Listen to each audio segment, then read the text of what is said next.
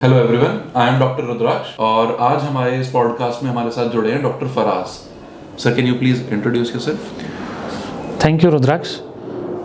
मेरा नाम डॉक्टर फराज है और मैं एक कैंसर स्पेशलिस्ट हूँ। यानी मेरा एमबीबीएस के बाद का जो मेरा स्पेशलाइजेशन है वो रेडिएशन ऑन्कोलॉजी में है। तो सर प्लीज़ हमारे दर्शकों को बताइए ब्रेकीथेरेपी क्या होता है? ओके, तो जैसे आज का पॉडकास्ट ब्रेकीथेरेपी पे है। ब्रेकीथेरेपी एक तरह का कैंसर ट्रीटमेंट है, लेकिन ब्रेकीथेरेपी पे आने से पहले मैं थोड़ा सा इसका बैकग्राउंड में जाना चाहूँगा।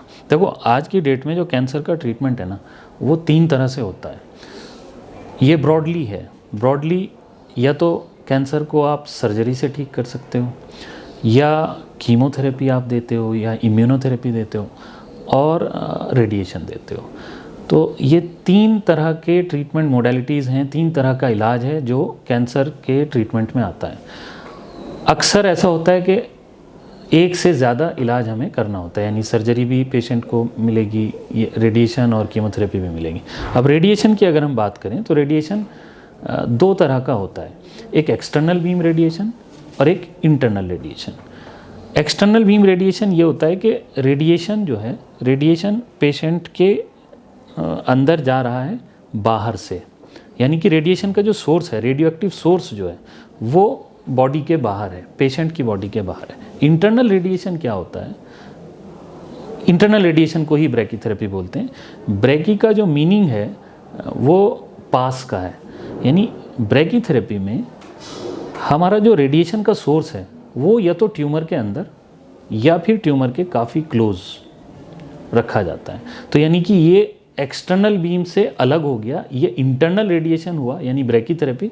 इसमें रेडिएशन का सोर्स बॉडी के अंदर जाता है। तो सर प्लीज़ हमारे दर्शकों को बताइए कि ब्रेकीथेरेपी के और क्या क्या फ़ायदे होते हैं अगर हम इसको बाकी मोडालिटीज़ से कंपेयर करें जिससे हम रेडिएशन देते हैं। देखो, जैसा मैंने पहले बताया, इसमें रेडिएशन सोर्स अंदर जाता है। इसकी एक बहुत बड़ी एडवांटेज है। एडवांटेज इसकी है कि आप बहुत छोटी जगह में बहुत बड़ी डोज, वो डोज जो कि एक्सटर्नल बीम रेडिएशन से मुमकिन नहीं हो पाती है, संभव नहीं हो पाती है, वो आप ब्रेकीथेरेपी के ज़रिए दे सकते हो। शॉर्ट टाइम में large dose of radiation which leads to better outcomes. बहुत कम समय में बहुत बड़ा रेडिएशन का डोज आप दे पाते हो। क्या हमारे पास ब्रेकीथेरेपी देने के लिए भी अलग अलग प्रोसीजर्स अवेलेबल हैं? हाँ, ब्रेकीथेरेपी को अगर देखा जाए तो बहुत अलग अलग तरह से लोगों ने क्लासिफाई किया है, लेकिन अगर पेशेंट पर्सपेक्टिव में देखें तो ब्रेकीथेरेपी का जो एक क्लासिफिकेशन जो मैं डिस्कस करूँगा, बताऊँगा, वो होता है ये कि वो डिपेंड करता है कि क्या ब्रेकीथेरेपी ट्यूमर, यानी कि रेडिएशन सोर्स ट्यूमर के अंदर जा रहा है या ट्यूमर के पास में जा रहा है या बॉडी की किसी कैविटी में जा रहा है। उसी के हिसाब से इनके अलग अलग नाम हैं। फॉर एग्ज़ाम्पल, अगर ब्रेकीथेरेपी में, अगर वो वाली ब्रेकीथेरेपी है जिसमें ट्यूमर के अंदर सोर्स जा रहा है, तो उसको हम इंटरस्टिशियल ब्रेकीथेरेपी बोलते हैं। ये बात बड़ी इंपॉर्टेंट है क्योंकि सारी चीज़ें इन्हीं पे डिपेंड करती हैं कि ट्यूमर के अंदर रेडिएशन को भेजना है या ट्यूमर के पास में रखना है। फॉर एग्ज़ाम्पल, एक तरह की ब्रेकीथेरेपी होती है जिसको इंट्रा कैविटरी बोलते हैं, यानी कि बॉडी की उन कैविटीज़ में हम रेडिएशन सोर्स डाल देते हैं जिनमें हम जा सकते हैं। For example, cervix, vagina, cervix, uterus, इनके अंदर हम रेडिएशन सोर्स डाल सकते हैं। कैविटी है तो उसको हम इंट्रा कैविटरी बोलते हैं। एक तीसरी तरह का रेडिएशन होता है जो कि इसी का सब टाइप आप समझ सकते हो, जिसको सॉर्बो बोला जाता है। तो उसमें भी ट्यूमर रेडिएशन जो है वो कैविटी के अंदर जाता है। तो ये ब्रॉडली ये इस तरह की क्लासिफिकेशन है। इसके अलावा permanent brachytherapy, temporary brachytherapy, low dose rate, high dose rate होता है। तो सर जैसा आपने बताया हमारे पास विभिन्न प्रकार की ब्रेकीथेरेपीज उपलब्ध हैं, तो हम इनसे किन किन तरह के कैंसर्स को ट्रीट कर सकते हैं? देखो, ब्रेकीथेरेपी का जो सबसे कॉमनली यूज़ है, वाइडली यूज्ड है, वो गायनिकोलॉजिकल कैंसर्स में है। उसमें सर्वाइकल कैंसर यानी बच्चेदानी के मुंह का कैंसर और बच्चेदानी का कैंसर यानी एंडोमेट्रियल कैंसर, इन दोनों में सबसे ज़्यादा यूज़ होता है।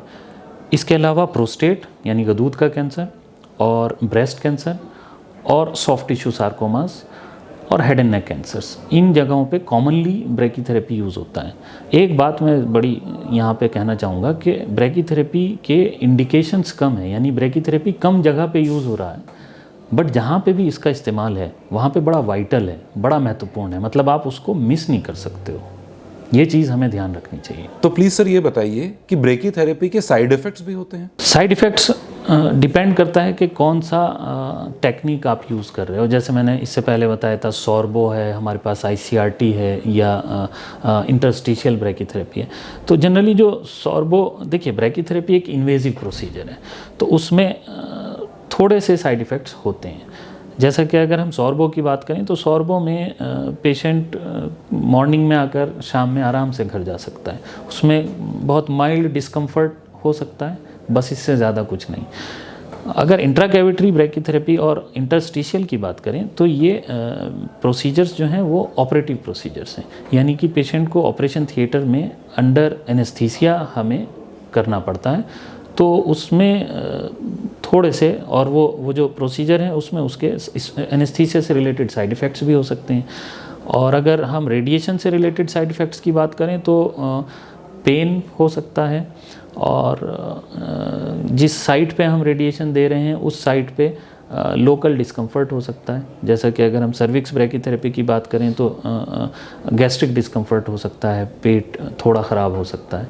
बट जनरली ब्रैकीथेरेपी, अगर मैं ब्रॉडली बात करूं तो वेल टॉलरेटेड प्रोसीजर है, यानी साइड इफ़ेक्ट्स जो हैं वो ऐसे हैं कि वो मैनेज हो जाते हैं, आराम से मैनेज हो जाते हैं। सर हम ये ज़रूर जानना चाहेंगे कि ब्रेकीथेरेपी का प्रोसीजर कितना लंबा होता है और इसके बाद पेशेंट को रिकवरी कितनी जल्दी हो जाती है? देखिए, मैंने फिर वही डिपेंड करेगा कि कौन सी टेक्निक आप यूज़ कर रहे हो। जैसा कि अगर सॉर्बो की बात करें तो वो मॉर्निंग से आकर इवनिंग में पेशेंट जा सकता है, लेकिन ICRT की अगर हम बात करें तो उसमें फिर अंडर एनेस्थीसिया है, तो एनेस्थीसिया से रिलेटेड जो भी प्रिकॉशंस होती हैं वो लेने होते हैं।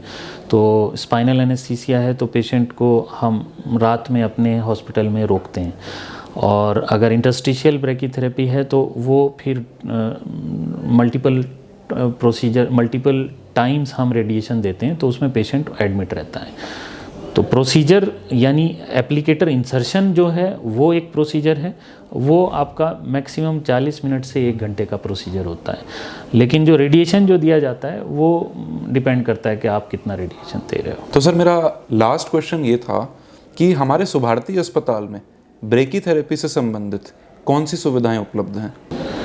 देखिए, हम यहाँ पे सारी टाइप्स ऑफ ब्रैकीथेरेपी कर रहे हैं। जो मैंने आपको इस पॉडकास्ट में बताया वो सारी ब्रैकीथेरेपी हम कर रहे हैं।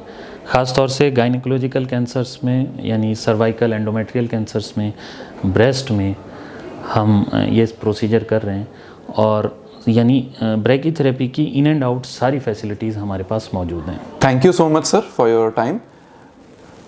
मैं उम्मीद करता हूं कि डॉक्टर फराज के साथ शूट किया गया ये पॉडकास्ट हमारे दर्शकों के लिए काफ़ी हेल्पफुल रहेगा।